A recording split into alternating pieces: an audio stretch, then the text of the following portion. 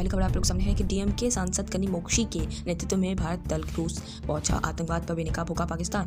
भारत का सर्वदलीय प्रतिनिधिमंडल 33 देशों की राजधानियों का दौरा कर रहा है। 7 अलग अलग दलों में 51 सांसदों के अलावा कई राजनयिक, पूर्व केंद्रीय मंत्री और नौकरशाह भी शामिल हैं। आतंकवाद पर पाकिस्तान सरकार की नीतियों को बेनकाब करने के लिए इन प्रतिनिधिमंडलों को भेजा गया है। डीएमके सांसद कनी मोक्षी की अगुवाई में एक दल रूस की राजधानी मॉस्को पहुंचा, जबकि 2 दल जापान और यूएई का दौरा कर चुके हैं। अगली खबर बता दें आप लोग के सामने है कि ट्रंप के कर खर्च में कटौती। 10 साल में अमेरिका को $3.8 ट्रिलियन का घाटा। हेल्थ केयर कवरेज पर थी लटकी तलवार। हाउस रिपब्लिकेशन का रात भरा चला सत्र। ट्रंप के टैक्स को और खर्चे में कटौती वाला बड़ा बिल पास जो है यहाँ पे 86 लाख अमेरिका खो सकते हैं। Health care coverage. 10 साल में अमेरिका को हो जाएगा $3.8 ट्रिलियन का घाटा।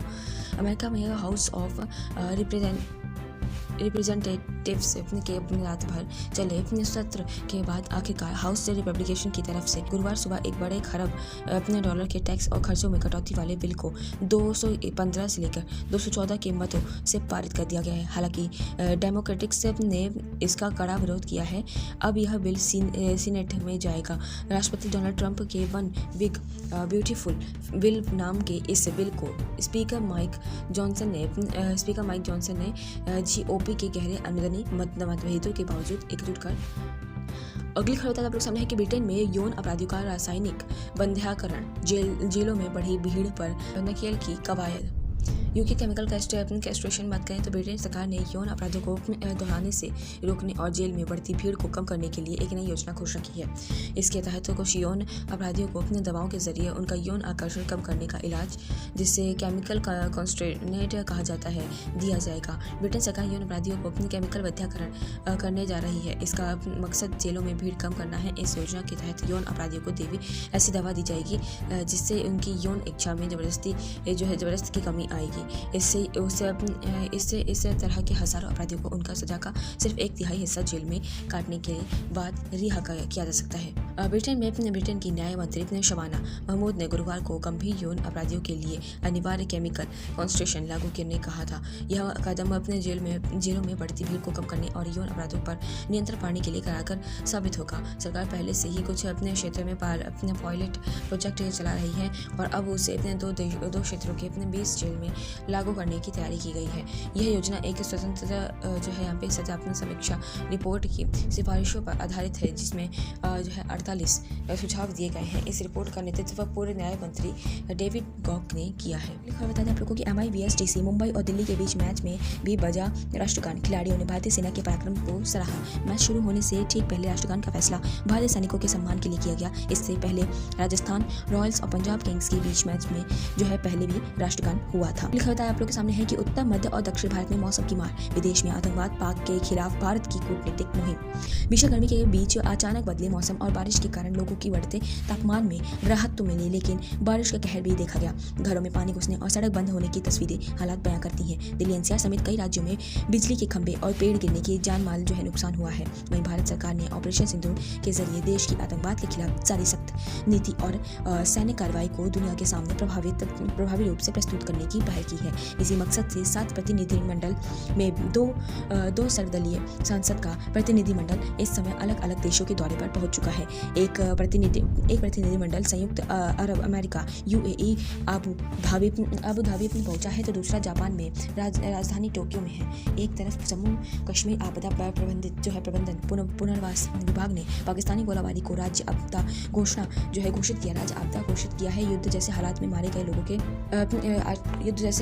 लोगों के आश्रितों और घायलों को अब प्रदेश आपदा राहत कोष से भी मदद मिलेगी। वहीं दूसरी ओर सुप्रीम कोर्ट ने बुधवार को स्पष्ट किया कि राज्य आयोग के अध्यक्ष, राज्य आयोग के न्यायिक सदस्यों और जिला आयोग के अध्यक्ष के पक्षों पर नियुक्त और पुनर्नियुक्ति के लिए लिखित परीक्षा और उनके बाद मौखिक परीक्षा की आवश्यकता की जाएगी। अगली खबर बता दें आप लोगों की PM मोदी इन राजस्थान। वीरभूमि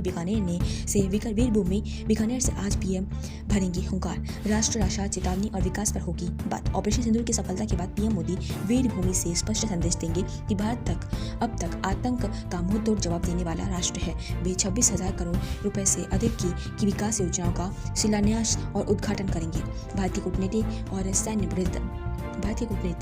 सैन्य दृढ़ता का प्रतीक बनकर प्रधानमंत्री नरेंद्र मोदी एक बार फिर देश को यह जताने राजस्थान आ रहे हैं कि भारत की सहनशीलता को उसकी कमजोरी समझने की भूल अब किसी को भी नहीं करनी चाहिए। जम्मू कश्मीर के पहलगाम में हुए आतंकी हमले के बाद ऑपरेशन सिंदूर की ऐतिहासिक सफलता ने एक बार फिर से दुनिया को दिखा दिया कि भारत अब चुप बैठने वाला देश नहीं है, बल्कि आतंक का जवाब देने वाला ताकतवर देश है। प्रधानमंत्री नरेंद्र मोदी आज वीरभूमि राजस्थान के बीकानेर दौरे पर आ रहे हैं। यहाँ से वे न केवल पाकिस्तान को चेतावनी देंगे, बल्कि देशवासियों को यह भरोसा भी दिलाएंगे कि भारत की सीमाएं पूरी तरह से सुरक्षित हैं और देश का हर नागरिक महफूज है। अगली खबर आप लोगों के सामने है कि पाकिस्तान गोलाबारी राज्य आपदा घोषित मृतक के आश्रितों की मिलेंगी 4 लाख रुपए का नुकसान का आकलन। जी हाँ दोस्तों, यहाँ पे युद्ध जैसे हालात में मारे गए लोगों के आश्रितों और घायलों को अब प्रदेश आपदा राहत कोष से भी मदद मिलेगी। मृतक के परिवार को 4 लाख रुपए की सहायता दी जाएगी। जम्मू कश्मीर आपदा प्रबंधन पुनर्वास विभाग ने पाकिस्तानी गोलाबारी को राज्य आपदा घोषित कर दिया है। युद्ध जैसे हालात में मारे गए लोगों के आश्रितों और घायलों को अब प्रदेश आपदा राहत कोष से भी मदद मिलेगी। मृतकों के परिवार को 4 लाख रुपए की सहायता दी जाएगी।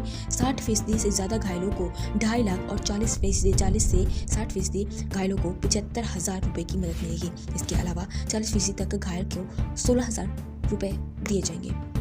राजस्व विभाग पाकिस्तानी गोलाबारी में मरने वाले का आकलन कर रिपोर्ट जिला उपायुक्तों को देगा। गोलाबारी में घायल हुए लोगों का अस्पतालों में रिकॉर्ड मांगा गया है। इसकी रिपोर्ट के आधार पर और SDRF से फंड जारी होगा।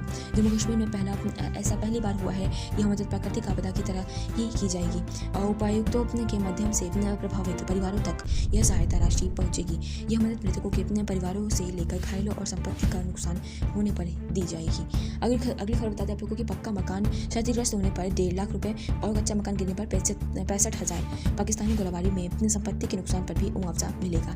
ऐसे प्रभावितों को 3,000 से 1,20,000 रुपए तक की मदद मिलेगी। जिन लोगों का पक्का मकान क्षतिग्रस्त हुआ है उन्हें 1.20 लाख रुपए दिए जाएंगे।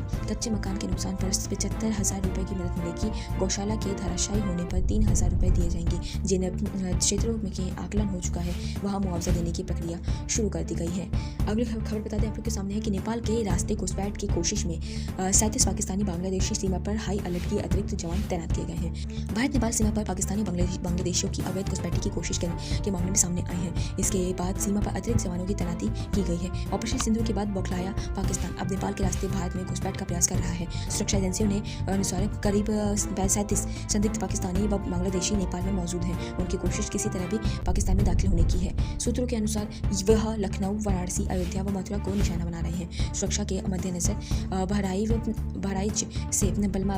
बहराइच से बलरामपुर तक लगती नेपाल सीमा पर SSB के 1500 अतिरिक्त जवानों को तैनात किया गया है। SSB जो है 42वीं वाहिनी ने अपने सीमा क्षेत्र में दोहरी गश्त बढ़ा दी है। इसके तहत जवान आमने सामने से गश्त कर रहे हैं। वन क्षेत्र में भी अतिरिक्त अपनी सतर्कता बरतते हुए चौकी बनाई गई है। नेपाल से हर आने जाने वाले की पहचान पत्र की जांच की जा रही है।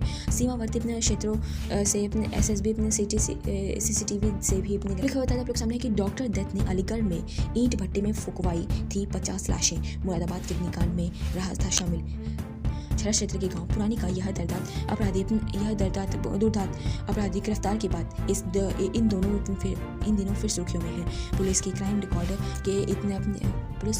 से इतर अगर उसकी जराइम हिस्ट्री पर ध्यान दी जाए तो इसने छर्रा बर्रा क्षेत्र के ईंट भट्टे में 50 लाशों को फुकवा दिया।